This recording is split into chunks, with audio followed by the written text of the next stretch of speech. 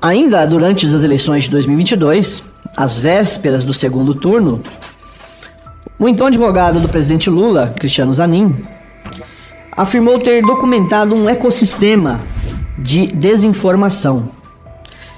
Interessante pontuar que a Rede Globo, que eu não tenho nada contra, tá? Publicou esse relatório como se fosse uma investigação policial já finalizada. Não colocou que era uma suspeita,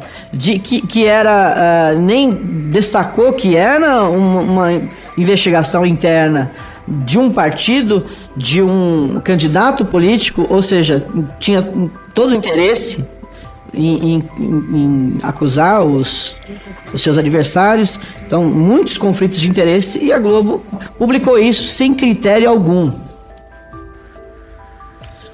E Alexandre de Moraes, ele acatou prontamente esse pedido e censurou em massa os adversários de Lula.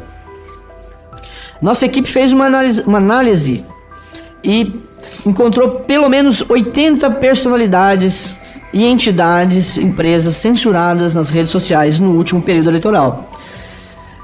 Muitos vão falar, nossa, mas é pouco, né? Só 80?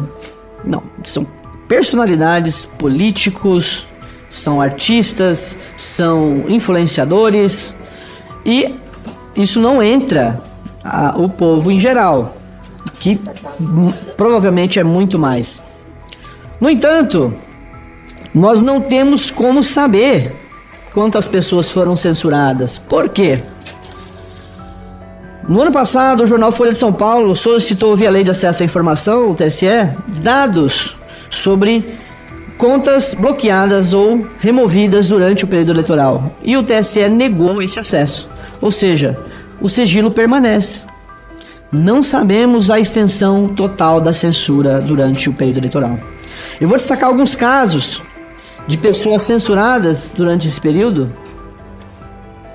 Luciano Hang, proprietário da rede de lojas Avan, foi censurado nas suas redes sociais, Twitter, YouTube, entre outros. O Twitter, por exemplo, tinha mais de 800 mil seguidores. E qual foi o crime do Luciano Hang? Participar de um grupo de WhatsApp com empresários que faziam vários comentários. O TSE, a partir de uma reportagem do portal Metrópolis, que obteve prints dessas conversas, censurou não só o Luciano, mas os outros empresários que participavam do grupo. Só que Luciano Hang, qual que era a denúncia, tá? Importante destacar, é que esses empresários defendiam um golpe de Estado. Vou destacar um dos comentários. Olha, eu prefiro um golpe de Estado do que a eleição do Lula. Só que esse comentário não foi feito por Luciano Hang. Hang não fez nenhum comentário, seja de golpe ou seja do que for, nesse grupo. Mas mesmo assim ele foi censurado. E ainda permanece. Homero Marchese, ou Marchese, né? Não sei como pronuncia. É advogado e deputado estadual pelo Paraná. Foi censurado em novembro de 2022 por ordem do ministro Alexandre de Moraes. E segundo o deputado, os seus advogados só tiveram acesso ao processo cerca de 17 dias após eles tiveram que ligar para o gabinete do ministro de Moraes para entender o que foi que aconteceu. E aí eles descobriram que o Homero, ele reproduziu nas redes sociais, ele publicou nas redes sociais um banner com o endereço do hotel, né, um banner que continha, tá, o endereço de um hotel em Nova York, onde discursariam os ministros do Supremo. No entanto, esse banner era público na internet. Mesmo assim, a conta foi censurada, sem direito a que a pessoa pudesse pleitear ou reclamar.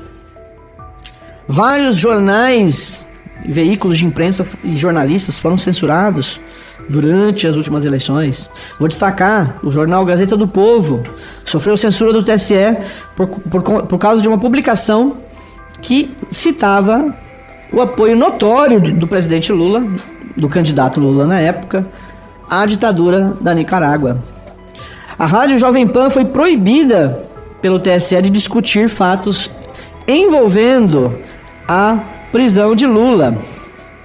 E foi proibida de discutir isso, de falar sobre isso em toda a sua programação, seja no rádio, seja na TV, ou seja nas plataformas digitais. E uma multa diária de R$25 mil foi estipulada para jornalistas ou a emissora em caso de descumprimento.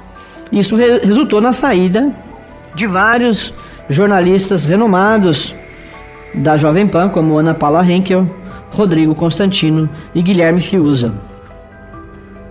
Depois, inclusive, só fazer um acréscimo, o Ministério Público chegou a pedir o cancelamento de 3 frequências de transmissão concedidas à Jovem Pan, alegando alinhamento com campanhas de desinformação. O site O Antagonista foi censurado também, obrigado a deletar uma reportagem que trazia áudios de um membro de uma conhecida facção criminosa manifestando preferência pelo candidato Lula, além de ser proibido de mencionar a censura em artigos subsequentes, ou seja, mais um caso de censura prévia.